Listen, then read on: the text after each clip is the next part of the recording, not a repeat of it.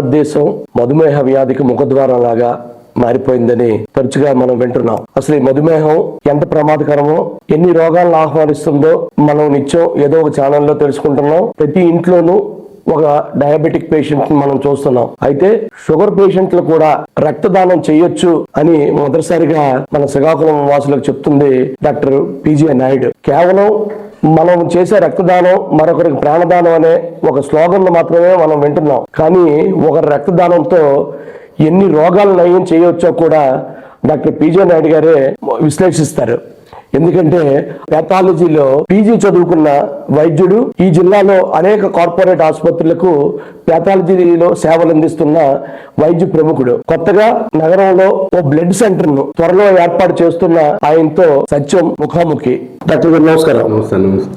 Sir, కొత్తగా మీరు ఒక బ్లడ్ బ్యాంక్ ఓపెన్ చేస్తున్నారు, పీజే బ్లడ్ సెంటర్. సార్, అన్ని ఊర్లో బ్లడ్ బ్యాంకులు అయితే మీది బ్లడ్ సెంటర్ ఏంటిది? అంటే ఇప్పుడు ముందు అన్ని బ్లడ్ బ్యాంక్సే సార్, కానీ ఇప్పుడు కేంద్ర ప్రభుత్వం నుండి మొత్తం ఇండియా వైడ్ కూడా బ్లడ్ బ్యాంక్ అనేది తీసి దాన్ని బ్లడ్ సెంటర్ అని పెట్టడం జరిగింది. అందరూ ఇప్పుడు మొత్తం దేశం మొత్తం బ్లడ్ బ్యాంక్స్ కూడా బ్యాంక్ అని తీసి ఇప్పుడు బ్లడ్ సెంటర్ అని పిలుస్తున్నారు. సార్, యాక్చువల్గా శ్రీకాకుళం లాంటి ఒక చిన్న నగరంలో ఇప్పటికే 3-4 బ్లడ్ సెంటర్లు అనండి, బ్లడ్ బ్యాంకులు అనేవి ఉన్నాయి. మళ్ళీ కొత్తగా ఈ పీజే అనే మీ బ్రాండ్ను తీసుకొచ్చి మళ్ళీ బ్లడ్ సెంటర్ పెడుతున్నారు. ఏంటి ఇది, వ్యాపారమా సర్వీసా? సార్, ఎనీ బ్లడ్ సెంటర్ అనేది సర్వీస్ సార్, వ్యాపారం కింద అది రాదు. అది వ్యాపారం అని అనకూడదు. కాకపోతే ఇప్పుడు ఈ సమాజంలో ఇప్పటికీ రక్త కొరత అనేది చాలా ఎక్కువ ఉంది. చాలామంది రక్త కొరతతో జీవితాలతో పోరాడుతూ ఉన్నారు సార్. మనకి అలాంటి జీవితాల్లో వెలుగు నింపడం అనేది ఒక అద్భుతమైనటువంటి ఒక మార్గమే బ్లడ్ డొనేషన్, రక్తదానం. అది మన చేతుల్లో ఉన్నటువంటిది ఒక అద్భుతమైనటువంటి బహుమతి అని చెప్పాలి. అంటే ఒక జీవితంలో ఒక మనిషికి ఒక జీవితాన్ని ఇవ్వడం కంటే పెద్ద బహుమతి ఏముంటుంది సార్? మీరే చెప్పండి. అటువంటి అద్భుతమైన మనం బహుమతిని మన చేతుల్లో మనం ఈజీగా ఇవ్వగలిగే ఒక ఛాన్స్ అయితే బ్లడ్ డొనేషన్. ఇంకా అవసరం అయితే ఉంది, ఇంకా కొరత ఉంది.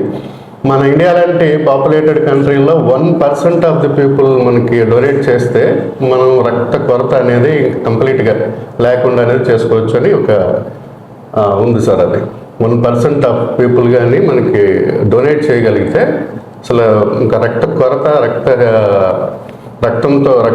కొరతతో ప్రాణాలు కోల్పోవడం అనే పరిస్థితి అనేది రాదు. సార్, ఇప్పటి వరకు ఏ బ్లడ్ సెంటర్కైనా రక్తాన్ని స్వచ్ఛందంగా దానం చేసే డోనర్స్ మీదే ఆధారపడాల్సిన పరిస్థితి. అవి కూడా ఒక సీజన్లో, అంటే సమ్మర్లో కానీ, అంటే కాలేజీలు హాస్టల్స్ సెలవులు ఇచ్చినప్పుడు ఈ సమ్మర్ సీజన్లో ఆ బ్యాంకులో సరే కొన్ని సెంటర్లో రక్త నిల్వలు తగ్గుతున్నాయి, లేదంటే పూర్తిగా లేకుండా పోతున్నాయి. ఇటువంటి సమయంలో మీ పీజే బ్లడ్ సెంటర్కి ఎక్కడి నుంచి ప్రొక్యూర్ చేసుకుంటారు? ఎలా మీరు మీ సెంటర్కి రక్తదాతల్ని తెప్పించుకొని ఇవ్వగలుగుతారు? వాలంటరీ ఆర్గనైజేషన్స్ అనేది తప్పకుండా, అంటే క్యాంప్స్ అనేవి చాలా ఇంపార్టెంట్ సార్. ఒక క్యాంపులో మనం ఒక 2-3 క్యాంపులు మనకి అవకాశం కల్పిస్తే ఈ ఆర్గనైజేషన్స్ కానీ స్టూడెంట్స్ కానీ, ఇప్పుడు 18 to 60 years 18 నుండి 60 సంవత్సరాల లోపు ఉన్న ఏ వ్యక్తి అయినా సరే రక్తదానం చేయొచ్చు. అలాంటి వాళ్ళు వాలంటరీగా రక్తదానం చేయడం లేదు. ఆర్గనైజేషన్స్ కానీ క్యాంప్స్ ద్వారా కానీ మనకి వచ్చిన రక్తాన్ని మనం నిల్వ చేసుకొని దాన్ని మళ్ళీ వేరే వాళ్ళకి అవసరమైనప్పుడు వాళ్ళు డొనేట్ చేయగలిగే వాళ్ళ రిలేటివ్స్ కానీ వాళ్ళ తరకు ఉండి వస్తారు కదా, వాళ్ళు డొనేట్ చేస్తే మనం అది ఉంచి మనం ఉన్న క్యాంప్స్ ద్వారా వచ్చినటువంటి రక్తాన్ని మనం వాళ్ళకి సరఫరా చేస్తూ కొంత మన బ్లడ్ సెంటర్ని మనం మెయింటైన్ చేయడం జరుగుతుంది. కేవలం ఏదైనా సరే వాలంటరీగా మనకి డొనేట్ చేయడం అనేది చాలా ఇంపార్టెంట్ ఒక బ్లడ్ సెంటర్ నడవడానికి. సార్, పెథాలజీలో మీరు చాలా బిజీ ఈ జిల్లాలో, ఎందుకంటే you are the only person to complete your PG in pathology. Sir, మిగతావన్నీ ల్యాబులు ఈ మిషనరీ ద్వారా చేసుకునే రిపోర్ట్లు కాకుండా పెథాలజీలో పోస్ట్ గ్రాడ్యుయేషన్ చేసిన డాక్టర్. మీరు చాలా కార్పొరేట్ హాస్పిటల్స్కి కానీ మీ సొంత దీనికి కానీ సర్వీస్ ఇస్తున్నారు. ఈ టైంలో మీరు ఈ సర్వీసు, ఈ బ్లడ్ బ్యాంకు మీకు ఎక్కడ ఈ టైము దీనికి ఎలా వెచ్చించగలుగుతారు? ఊర్లో నేను ఒక్కడనే ఇప్పుడు పెథాలిస్ట్ కాదు సార్. ఇంకా ఇప్పుడు కొత్త కాలేజీలు రావడం, ఒక 2 మెడికల్ కాలేజీలు రావడం, కొంతమంది స్పెషలిస్టులు మన ఊర్లో ఉన్నారు, వాళ్ళు ఆ కాలేజీల్లో వాళ్ళు పనిచేయడం జరుగుతుంది, వాళ్ళ సేవలు అందించడం జరుగుతుంది. నేనైతే ఇక్కడ ఒక బ్లడ్ సెంటర్కి ఒక స్పెషలిస్టే కాకుండా ఇంకొక ట్రైన్డ్ బ్లడ్ బ్యాంక్లో అనుభవం ఉన్నటువంటి ఒక 2 years అనుభవం ఉన్నటువంటి ఒక ఏ డాక్టర్ అయినా సరే ఇక్కడ వర్క్ చేయొచ్చు సార్. ఆ ప్లేస్లో మనకి కూడాను నేనే కాకుండా ఇంకొక డాక్టర్ కూడాను మనకి బ్లడ్ బ్యాంక్లో అనుభవం ఉన్నటువంటి డాక్టర్ ఇక్కడ పనిచేస్తుంటారు. నేను కూడా ఈ సెంటర్లో వన్ ఆఫ్ ది ఒక భాగమై నేను కూడా ఇక్కడ వర్క్ చేయడం జరుగుతుంది. మిగతా పనులు చూస్తూ కూడా ఇది కూడాను చూసే అవకాశం ఉంది, చూడగలమనే ఒక ధైర్యము పరిస్థితి ఉంది సార్. సరే, ఇప్పుడు ఈ రక్తదాన కేంద్రాలకి స్వచ్ఛందంగా రక్తదానంకి యువత, ఇప్పుడు మీరు అన్నారు 18 నుంచి 60 ఏళ్ళ లోపు వాళ్ళు ఎవరైనా రక్తం ఇవ్వచ్చు అని, కానీ ఆ ఇచ్చే పర్సంటేజ్ చాలా తక్కువ ఉంటుంది. మంగళం జిల్లాలో అది మరికొద్ది తక్కువ ఉండొచ్చు, నాకైతే గణాంకాలు తెలియదు. ఇంకా ఇది ఫ్లో ఎక్కువ మంది వచ్చి స్వచ్ఛందంగా ఇన్ని లక్షల మంది, మీరు అన్నారు ఇండియా పాపులేటెడ్ కంట్రీ అని, ఇన్ని కోట్ల జనాభా ఉన్న దేశంలో ఇంకా విరివిగా రక్తం ఇవ్వాలంటే ప్రభుత్వం ఎలాంటి ఇనిషియేటివ్ కానీ ఇన్సెంటివ్స్ కానీ ఇస్తే ఇంకా ఎక్కువ రక్తం ఇచ్చే వాళ్ళు ముందుకు వస్తారు? వాళ్ళకి ఏం ప్రియారిటీస్ ఇస్తే మీరు మీ అనుభవంలో వాళ్ళకి ఎక్కువ మంది రావచ్చు, ఈ అపోహలు పోయి? మెయిన్ వాళ్ళకి ఒక అవగాహన కల్పించాలి సార్. ఇప్పుడు బ్లడ్ డొనేట్ చేస్తే దానివల్ల నష్టమే ఉండదు, లాభం తప్ప నష్టమే ఉండదు. ఒకసారి ఒక బ్లడ్ రక్తదానం చేస్తే కొత్త రక్త కణాలు అనేవి మళ్ళీ ఉత్పత్తి అవుతాయి, దానివల్ల ఆరోగ్యానికి మంచిది అనే ఒక బయటికి పంపించాలి. అవి మన ద్వారా కానీ ప్రభుత్వాల ద్వారా కానీ రక్తదానం చేయండి, మీ ఆరోగ్యం బాగుంటుంది, ఇంకొకరి జీవితాన్ని మనం బాగు చేయించే, వాళ్ళ లైఫ్ని మనం భరోసా ఇవ్వచ్చు, వాళ్ళ జీవితాలు వెలుగులు నింపొచ్చు అనే ఒక వీటిని బయటికి పంపించగలగాలి. అది ప్రభుత్వం అనేది చేయాలి. తర్వాత ఈ మన బ్లడ్ బ్యాంక్స్ ద్వారా కానీ, బ్లడ్ సెంటర్స్ ద్వారా కానీ, వాలంటరీ ఆర్గనైజేషన్స్ ద్వారా కానీ, ఎవరెవరి సంస్థలో వాళ్ళ ద్వారా కానీ ప్రజల్లో ఒక అవగాహన కల్పించి బ్లడ్ డొనేషన్ అనేది అది ఒక అద్భుతమైనటువంటి ఒక ప్రక్రియ, ఒక చర్య, మానవతా విలువలతో కూడుకున్నటువంటి ఒక చర్య అని కానీ వాళ్ళకి జనాలకి తెలిసేటట్టు మనం చేయాలి. అదేవిధంగా రక్తదానం ఎక్కువ చేసిన వాళ్ళకి మనం సర్టిఫికేట్ ఇస్తాము. ఇలాంటి సర్టిఫికేట్స్ కూడా వాల్యూ, దేనికైనా ఒక వాల్యూ ఉంటే దాని వల్ల ప్రయారిటీ ఇస్తారనేది కూడా గవర్నమెంట్ కూడా కొన్ని అలాంటి సర్టిఫికేట్ లాగా రక్తదానం ఇన్నిసార్లు రక్తదానం చేస్తే దానికి ఒక వాల్యూ అది కానీ ఇవ్వగలిగితే ఇంకా ప్రజలు స్టూడెంట్స్ కొద్దిగా ముందుకు వచ్చి ఎక్కువ రక్తదానం చేసే అవకాశం ఉంటుంది. దానివల్ల ఈ రక్త కొరతను అనేది తీర్చవచ్చు సార్. కొంతమందిలో షుగర్ ఉన్న వాళ్ళు బ్లడ్ డొనేట్ చేయొచ్చు అనే చిన్న డౌట్ అయితే ఉంటుంది. షుగర్ ఉన్న వాళ్ళు షుగర్ కంట్రోల్లో ఉంచుకొని డైట్ ద్వారా కానీ మెడికేషన్ ద్వారా కానీ కంట్రోల్లో ఉంచి weight correct 50 kgs above 50 kgs ఉండి వాళ్ళు షుగర్ ఏమో కంట్రోల్ ఉండి హిమోగ్లోబిన్ 12.5 ఆల్ క్రైటీరియాస్, ఇప్పుడు బ్లడ్ ఇవ్వాల్సిన క్రైటీరియాస్ అన్ని మెయింటైన్ చేసుకొని షుగర్ కంట్రోల్లో ఉన్న వాళ్ళు, తర్వాత రీసెంట్ చేంజ్ ఆఫ్ మెడికేషన్ అలాంటి వాళ్ళు కాకుండా వీళ్ళందరూ కూడాను షుగర్ ఉన్న వాళ్ళందరూ కూడాను మనకి బ్లడ్ డొనేట్ చేయొచ్చు. ఎక్సెప్ట్ ఇన్సులిన్ తీసుకున్న వాళ్ళు మాత్రం, ఇన్సులిన్ మెడికేషన్ తీసుకున్న వాళ్ళు షుగర్ని మనం బ్లడ్ డొనేట్ చేయడానికి అనర్హులు. షుగర్ ఉంది కదా మేము డొనేట్ చేయకూడదేమో, కొంతమంది అంటారు నాకు షుగర్ ఉంది సార్ నేను బ్లడ్ డొనేట్ చేయను అంటే డెఫినెట్గా చేయొచ్చు. మీరు కంట్రోల్లో ఉంచుకొని, మీ HbA1c కంట్రోల్లో ఉంచుకొని, షుగర్ కంట్రోల్లో ఉంచుకొని, తర్వాత డైట్ ద్వారా కానీ మెడికేషన్ ద్వారా కంట్రోల్ ఉంచుకొని, మీరు 50 kgs దాటి ఉండి మీ హిమోగ్లోబిన్ 12.5 ఉంటే తప్పకుండా మీరు బ్లడ్ డొనేట్ చేయొచ్చు. ఎవరైతే ఇన్సులిన్తో ఉన్నారో, ఇన్సులిన్ ట్రీట్మెంట్గా తీసుకుంటున్నారో, తర్వాత ఏదైనా complications sugar related diabetes complications ఉంటాయి, న్యూరోపతి కానీ, రెటినోపతి, నెఫ్రోపతి, కిడ్నీలు కొంతమంది ఫెయిల్ అవుతుండడం, తర్వాత ఏదైనా ఇలాంటి పరిస్థితులు ఉన్న వాళ్ళు కూడా బ్లడ్ డొనేట్ చేయడానికి అనర్హులు. సార్, ఇంకో ప్రశ్న, ఒక వ్యక్తి ఎన్నిసార్లు ఇవ్వచ్చు 60 ఏళ్ళ స్పాన్ పీరియడ్? రక్తదానం ప్రతి 3 నెలలకు 90 రోజులకి మేల్స్ అయితే, పురుషులైతే ప్రతి 90 రోజులకు ఒకసారి రక్తదానం చేయొచ్చు. అదే మహిళలైతే ప్రతి 120 రోజులకి 120 డేస్ తర్వాత రక్తదానం చేయొచ్చు. రక్తదానం చేసే ముందు కొన్ని అంటే ఏదైనా అనారోగ్యాలు ఉన్నా సరే, క్రానిక్ డిసీజెస్ ఉన్నా, తర్వాత మహిళలు గర్భిణీ స్త్రీలు కానీ, ఇప్పుడు ఫీడింగ్ ఇచ్చే మదర్స్ కానీ వీళ్ళెవరూ రక్తదానం చేయడానికి లేదు. ఇలాంటి కొన్ని స్క్రీనింగ్ టెస్ట్లు మాత్రం చేస్తాం. ఏమైనా chronic diseases like viral infections, HIV, HBCS, hepatitis B, hepatitis C కానీ, అదే మలేరియా ఉన్నా సరే, మలేరియా ఒకసారి సోకిన తర్వాత 3 నెలల వరకు 3 నెలల లోపు మాత్రం మనం రక్తం ఇవ్వడానికి లేదు. ఆ 3 నెలలు అయిన తర్వాతే మనం రక్తం ఇవ్వాల్సి వస్తుంది. ఇలాంటి కొన్ని క్రైటీరియాస్ ఎవరెవరు ఇవ్వాలి, ఎవరెవరు ఇవ్వకూడదు. వెయిట్ 50 kgs దాటి ఉండాలి. అదేవిధంగా హిమోగ్లోబిన్ 12.5 12.5 గ్రాములు హిమోగ్లోబిన్ ఉండాలి. ఇలాంటి కొన్ని క్రైటీరియాస్ ఇవన్నీ ఉన్నాయి సార్. ఇవి ఫుల్ఫిల్ అయిన తర్వాత మనం కొన్ని స్క్రీనింగ్ టెస్టులు కూడా చేసుకోవడం జరుగుతుంది. వాళ్ళకి తెలుసుండి వాళ్ళకి ఏమో క్రానిక్ డిసీజెస్ నాకు ఇవి ఉన్నాయంటే వాళ్ళు ఇవ్వడానికి లేదు. ఒకవేళ తెలియకుండా ఇచ్చినా మనం ఎలా స్క్రీనింగ్ ద్వారా అవి మనం బయటికి తీసేయడం జరుగుతుంది. సార్ ఇప్పుడు ఒక హీరో పుట్టినరోజుకో లేదా ఇంకేదైనా ఒక మీరు రక్తదాన శిబిరం అంటూ ఒక మాసివ్ ప్రోగ్రామ్ కనెక్ట్ చేసినప్పుడు ఇవన్నీ చేయకుండానే పొలం బ్లడ్ తీసేస్తున్నట్టున్నారు కదా, ఇవన్నీ మీకు పనికి వస్తాయా? మీకంటే ఇంకా సెన్స్ ఇప్పుడు మార్కెట్లో నడుస్తున్న బ్లడ్ సెంటర్స్ సార్, ముందు బ్లడ్ డోనర్కి మనం చేయాల్సిన పని ఏంటంటే ముందు బీపీ చూసుకోవడం, పల్స్ చూడడం, టెంపరేచర్ చూడడం, ఏమైనా అంటే ఫీవర్ అలాంటిది ఏమైనా ఉన్నదా, లేకపోతే రీసెంట్గా అప్పుడే ఆల్కహాల్ తాగొచ్చుడా, ఇలాంటివి వెయిట్ చూడడం, ఇవన్నీ చూస్తాం. ముందు ఇనీషియల్గా మనం బ్లడ్ మనం డోనార్ నుండి బ్లడ్ తీసుకునేటప్పుడు ఇవి ఇనీషియల్గా ఈ టెస్టులు చూసి ఆయన కన్సర్న్ తీసుకొని మనం బ్లడ్ తీసుకుంటాం. ఆ డొనేట్ చేయడానికి మనం యాక్సెప్ట్ చేస్తాం, మనం తీసుకుంటాం. ఆ తర్వాత మనకి బ్లడ్ సెంటర్కి వచ్చిన తర్వాత మనం వాటికి స్క్రీనింగ్ టెస్ట్లు అన్నీ చేస్తాం. ఈ బ్లడ్ మనకు ఉపయోగపడుతుందా లేదా అనేది అప్పుడు ఇంక వేరే వాళ్ళకి, ఒక రిసీవర్కి, ఒక పేషెంట్కి మనం బ్లడ్ మనం ఇవ్వాలంటే ఈ స్క్రీనింగ్ టెస్ట్లు అన్నీ చేసుకుంటాం. ఇవన్నీ హెచ్ఐవి టెస్టులు, హెచ్బిఎస్సి టెస్టులు, తర్వాత HCV test, malaria test, syphilis ఉంటాయి కదండి, వెనీరియల్ డిసీజెస్, ఇవన్నీ టెస్టులు చేసుకొని శుక్రరోగాలు మీరు ఇవన్నీ చేసుకొని ఇవన్నీ నెగిటివ్ అని తెలిస్తేనే మనం బయటికి బ్లడ్ని ఒక పేషెంట్కి అవసరమైన వాళ్ళకి మనం ఇవ్వడం జరుగుతుంది. అది ముందుగా చేయడం అనేది జరిగింది. ఒకవేళ వాళ్ళకి తెలిసి వాళ్ళు వాలంటీర్గా మాకు ఇవి డిసీజెస్ ఉన్నాయి అని ముందుగా కావాలంటే అప్పుడు మనం వాళ్ళ దగ్గర నుండి మనం బ్లడ్ తీసుకోవడం అనేది జరుగుతుంది. సరే, ఇది కీలకమైన ప్రశ్న.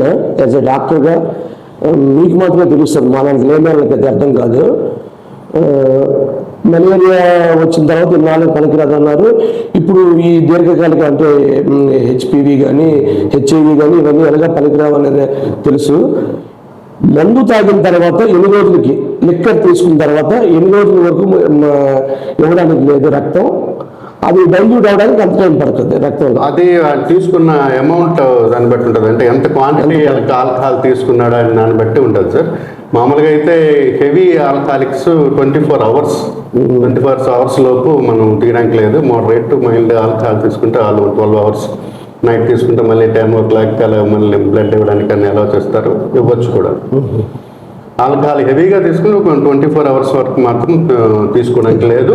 ఆల్కహాల్ తాగి వచ్చి మన దగ్గర బ్లడ్ డొనేట్ చేస్తామంటే అది ఆల్కహాల్ వస్తుంది కానీ ఆల్కహాల్ రావచ్చు. అది సార్, ఇప్పుడు 18 నుంచి 60లో యువత 18 నుంచి 20 వరకు 25 వరకు తీసుకుంటే ఈ గంజాయి, మందు, వీళ్ళే ఎక్కువ బ్యాచ్ కనిపిస్తున్నారు మనలాంటి ఊర్లో. కానీ మొత్తం దేశం అంతా అలాగే ఉందనుకోండి. ఇప్పుడు సరే, మీరు చెప్పారు లెక్కర్ కోసం చెప్పారు, అకార్డింగ్ టు కన్జంప్షన్ మనకి డైల్యూషన్ ఉంటుందని. ఈ గంజాయి ఇలాంటివన్నీ తీసుకుంటే దాన్ని ఎలాగా పనికి వస్తున్నారు? ఇవన్నీ అంత బ్లడ్ టెస్ట్లు, వాటికి సంబంధించినటువంటి బ్లడ్ టెస్ట్లు కానీ ఇవన్నీ కానీ లేవు సార్. అది కూడా అంత ఎక్కువగా కనిపించదని నేను విన్న దాన్ని బట్టి గంజాయి ఇవన్నీ బ్లడ్ లో అంత ఈజీగా మనం చేయలేము.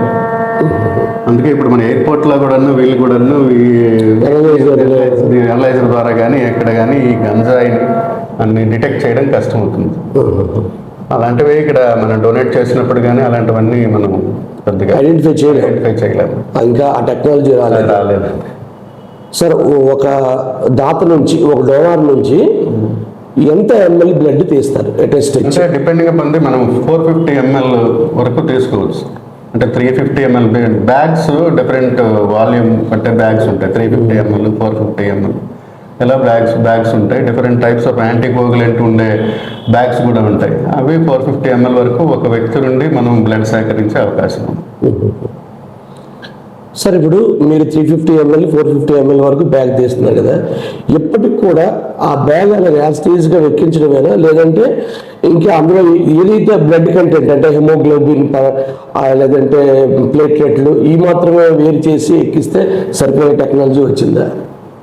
ఇప్పుడు బ్లడ్ అనేది హోల్ బ్లడ్ ఒకటి కాంపోనెంట్స్ అని రెండుగా డివైడ్ చేస్తారు. ఆ కాంపోనెంట్స్లో సెల్యులార్ కాంపోనెంట్స్, ఫ్లూయిడ్ కాంపోనెంట్ అని డివైడ్ చేస్తుంది. హోల్ బ్లడ్ అనేది ఇప్పుడు 350 ml బ్యాగ్లో తీసుకుని హోల్ బ్లడ్ ఇస్తాం.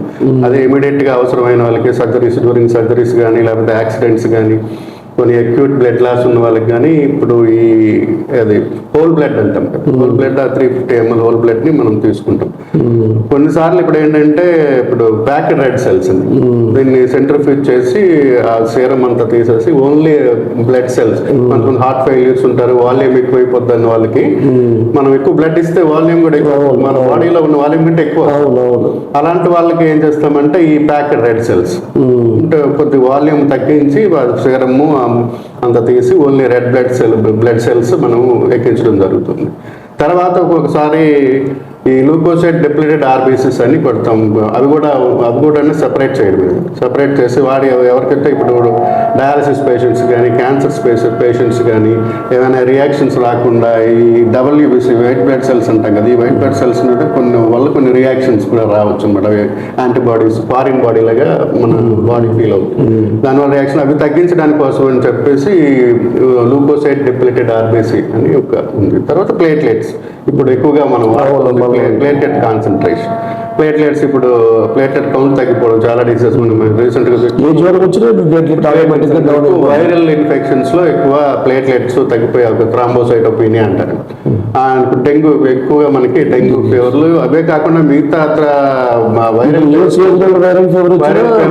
ఇప్పుడు ప్లేట్లెట్స్ అనేవి తగ్గిపోతుంది. మలేరియాలో కూడా ప్లేట్లెట్స్ తగ్గుతాయి. ఇలాంటి కొన్ని కండిషన్స్ లో కొన్ని లుకేమియాస్ ప్లేట్లెట్స్ తగ్గుతాయి.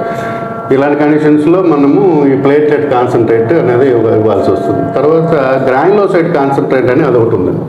అంటే ఏమైనా సెప్సిస్ వస్తాయి, ఎప్పుడు అంటే ఎన్ని యాంటీబయాటిక్స్ ఇచ్చినా సరే వాళ్ళకి స్వస్థత రాదు, అంటే రికవరీ ఉండదు. అలాంటప్పుడు గ్రాన్యులోసైట్ కాన్సన్ట్రేట్ అంటారు. గ్రాన్యులోసైట్స్ అంటే WBCs, వైట్ బ్లడ్ సెల్స్ అంటే పోలీస్మెన్స్ ఆఫ్ ది బాడీ. ఈ వైట్ బ్లడ్ సెల్స్ ఇన్ఫెక్షన్స్ ని వాటిని కొడతాయి. వాటి అలాంటి వాళ్ళ పేషెంట్స్ కోసం ఇప్పుడు ఇమ్యూనిటీ తగ్గిన సివియర్ సెప్సిస్ ఉన్న వాళ్ళకి, సివియర్ ఇన్ఫెక్షన్స్ ఉన్న వాళ్ళకి ఎన్ని యాంటీబయాటిక్స్ ఇచ్చినా సరే సరైన రెస్పాన్స్ లేని వాళ్ళకి ఈ గ్రాన్యులోసైట్ కాన్సన్ట్రేట్ అని ఇస్తారు. అది కూడా చాలా వీటికి మనకి దాని సెపరేషన్ ఉంది సార్. ఇవన్నీ మనం ప్లేటెడ్ కాన్సన్ట్రేషన్, ఆర్బీసీ కాన్సన్ట్రేషన్, తర్వాత ఈ ఫ్లూయిడ్ సీరం నుండి మనం ఇప్పుడు FFP అంటాం, ఫ్రెష్ ఫ్రోజన్ ప్లాస్మా, తర్వాత క్రయోప్రెసిపిటేట్ అని వీటిని కూడా కొన్ని సెపరేట్ చేసి ఇది ఎక్కువ కాలం మనం 1 year వరకు కూడా మనం ఇవి స్టోర్ చేసుకునే అవకాశం ఈ FFP అండ్ ఈ క్రయోప్రెసిపిటేట్. ఇవి కొన్ని యాంటీకోగులెంట్స్ అంటే యాంటీకోగులెంట్స్ కాదు, ఇప్పుడు క్లాటింగ్ ఫ్యాక్టర్స్ డిఫెక్ట్ ఉన్న వాళ్ళకి వీటికి FFP కానీ వెళ్ళవచ్చు. క్రయోప్రెసిపిటేట్ అంటే ఫ్యాక్టర్ 8 హీమోఫీలియా ఇలాంటి ఫైబ్రోనోజన్ కూడా ఉంటుంది, ఫైబ్రోనోజినిమియా అని కొన్ని కండిషన్స్ ఉంటాయి. వాళ్ళకి హీమోఫీలియా వాళ్ళకి ఈ క్రయోప్రెసిపిటేట్ అందులో ఫ్యాక్టర్ 8 ఉంటుంది కాబట్టి ఈ క్రయోప్రెసిపిటేట్ మనం ఇస్తే ఇవి ఎక్కువ -70 degrees సెంటిగ్రేడ్ లో కూడా మనం దాన్ని మనం స్టోర్ చేసుకోవచ్చు. తర్వాత దాన్ని తాపేసి అప్పుడు మళ్ళీ పేషెంట్కి ఇవ్వడం జరుగుతుంది. దానివల్ల చాలా ఉపయోగం ఉంటుంది. సార్, గవర్నమెంట్ ఫిక్స్ చేసే రేటుకి ఇచ్చే ఈ బ్లడ్కి ఇంత పెద్ద ప్రాసెస్ ఉంది. అంటే క్రాస్ మ్యాచింగ్ దగ్గర నుంచి, దానికంటే ముందు బ్లడ్ తీసిన దగ్గర నుంచి, గ్రూపింగ్ దగ్గర నుంచి ఈ సెపరేషన్స్, ఇవన్నీ స్టోరేజ్, ఇంత కాస్ట్లీ ఎఫైర్ని ఈ సర్వీస్ కలపడం ఏంటి మీ మోటో? అంటే ఈ జిల్లా వాసులకి సేవ చేద్దామనా, లేదంటే ఇంత క్వాలిఫైడ్గా మనకు అందుబాటులో లేదు? పెథాలజిస్ట్గా ఇది మా బ్రాంచ్ సార్. ఇప్పుడు బ్లడ్కి సంబంధించి హిమటాలజీ బ్లడ్ సెంటర్కి సంబంధించి ఇది పెథాలజిస్ట్ చూడాల్సిన ఇదే. మనం ఎన్నాళ్ళు చేస్తున్నారు, అందరూ చేస్తున్నారు, ఓకే, అందరూ బాగానే ఇస్తున్నారు. కానీ మనం కూడా ఒక మన ద్వారా మనం ఎలా చదువుకున్నాం, పెథాలజీ చేసాము, మన ద్వారా కూడా కొన్ని ఈ బ్లడ్ సెంటర్ ద్వారా కొంతమందికి అవసరమైనటువంటి బ్లడ్ అవసరమైన వాళ్ళకి ఎంతో సేవ చేస్తే కొంత మంచి మంచి క్వాలిటీ అయినటువంటి బ్లడ్ మనం ఇవ్వగలము, మనం అన్ని చూసి ఇవ్వగలము అని చెప్పేసి ఒక మనది కదా, మన సబ్జెక్ట్ మనది కాబట్టి, పెథాలజీ సబ్జెక్ట్ కాబట్టి అన్ని రకాలుగా మనకు తెలుసు కాబట్టి మనం ఒక రకమైనటువంటి బ్లడ్ ఇచ్చి మనం సేవ చేయొచ్చు అని ఒక సార్ ఇప్పుడు డాక్టర్ పీజే నాయుడు అంటే శ్రీకాకుళంలో డాక్టర్ సర్కిల్లోనే కాదు బయట కూడా చాలా మందికి చాలా బాగా పరిచయం ఉన్న వ్యక్తి మీరు.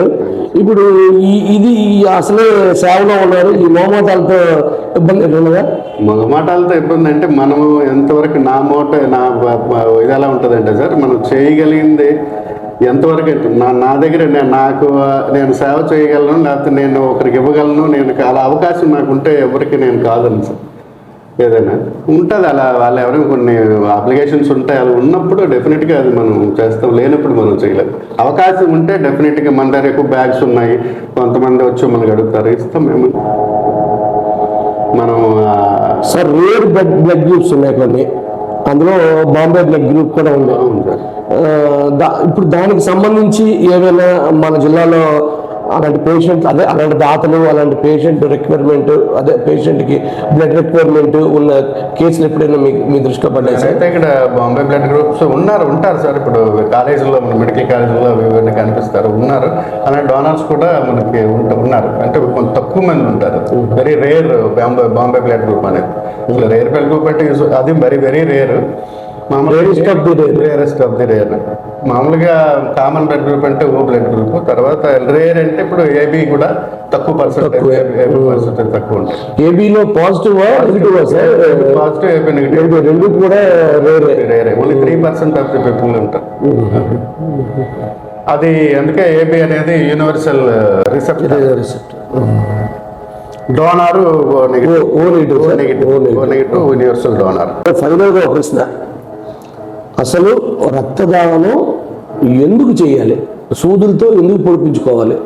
ఒంట్లో ఉన్న రక్తాన్ని ఎందుకు ఇవ్వాలి? సరే, అవతల పేషెంట్ అన్ని దానాల్లోకి అన్నదానం గొప్పది పోయి రక్తదానం గొప్పది అనే కాన్సెప్ట్ని తీసుకొచ్చారు, ఓకే. అసలు యాక్చువల్గా ఈ డోనర్ చేయాల్సిన ఆవశ్యకత ఏంటి? ఎందుకు వాలంటీర్గా రావాలి? రక్తం అనేది మనం కృత్రిమంగా తయారు చేసే వస్తువు కాదు. ఓన్లీ రక్తదానం ద్వారానే మనం దాన్ని తీసుకోగలిగే పరిస్థితి ఉంది. అంటే కృత్రిమంగా తయారు చేసి మ్యానుఫ్యాక్చర్ చేసి రక్తాన్ని మనం ఇచ్చే పరిస్థితి అనేది లేదు. రెండవది, రక్తం నిజంగా కొంతమందిలో ఉంటుంది, మనం ఇంత సూది గుర్తిస్తారు, దానివల్ల మనకి ఆ పెయిన్ భరించాలా, రక్తం ఇవ్వాలని ఉంటుంది. కానీ మనం ఆ పెయిన్, ఒక చిన్న పెయిన్ని మనం భరిస్తే వచ్చే ఆనందం అంటే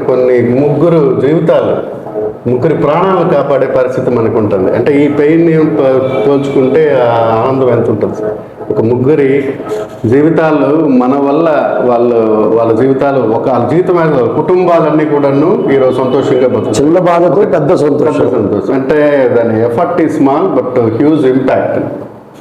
చాలా ఇంపాక్ట్ అనేది ఒక రక్తదానం ద్వారా ఒక బ్యాగ్ మీరు రక్తదానం చేస్తే ముగ్గురు జీవితాలు వాళ్ళ లైఫ్ని మనం తిరిగి లైఫ్ ఇచ్చినట్టు ఉంటుంది. అంతేకాకుండా వాళ్ళ కుటుంబంలో వాళ్ళ పిల్లలు కానీ, ఒక తల్లి కానీ, ఒక తండ్రి మనసు కృతజ్ఞత, ఒక తల్లి ఆనందం, పిల్లల తాలుగా వాళ్ళ కృతజ్ఞత, ఇవన్నీ ఎంత ఉంటుందంటే ఇదే మనకి మనకి ఆశీర్వదిస్తున్నట్టే. మన రక్తదానం చేయడం వల్ల వాళ్ళ కుటుంబాల ఆనందం కంటే మనని దేవుళ్ళ చూస్తారు. వాళ్ళకి అదే కదా మెయిన్. ఇదంతా మనని ఒక ఆశీర్వాదం, వాళ్ళ పెద్దలైతే మనని ఆశీర్వదించినట్లు లెక్క. అందుకని రక్తదాన ఆవశ్యకత అయితే చాలా ఎక్కువ ఉంది. అందుకని ప్రతి వారు రక్తదానం చేయండి, ప్రాణదాతలకు కానీ. ఎందుకంటే రక్తదానం ద్వారానే మనము రక్తాన్ని తీసుకోగలం, అంతేగాని రక్తాన్ని మనం తయారు చేయలేము. ఒకటే మార్గం ఒక మానవతా దృక్పథంతో చేసినట్టు అద్భుతమైన చర్య ఇది. అందుకే అందరూ ఎటువంటి సంకోచం, దీనివల్ల అయితే నష్టం లేదు, దీనివల్ల ఎటువంటి అపకారం లేదు, సేఫ్. తర్వాత దీనివల్ల ఇంకా లాభాలు ఉన్నాయి. రక్తదానం చేయడం వల్ల కొత్త రక్త కణాలు ఉత్పత్తి అవుతాయి, దానివల్ల ఆరోగ్యం కూడా మెరుగుపడుతుంది. ఈ విషయాలన్నీ మీరు గుర్తుపెట్టుకొని తప్పకుండా అవకాశం వచ్చినప్పుడు రక్తదానం చేయండి. ఇదొక పెద్ద అవకాశం, అద్భుతమైనటువంటి అవకాశం. ఇంకా రక్తదానం చేయండి, ప్రాణదాతలకండి. Thank you sir.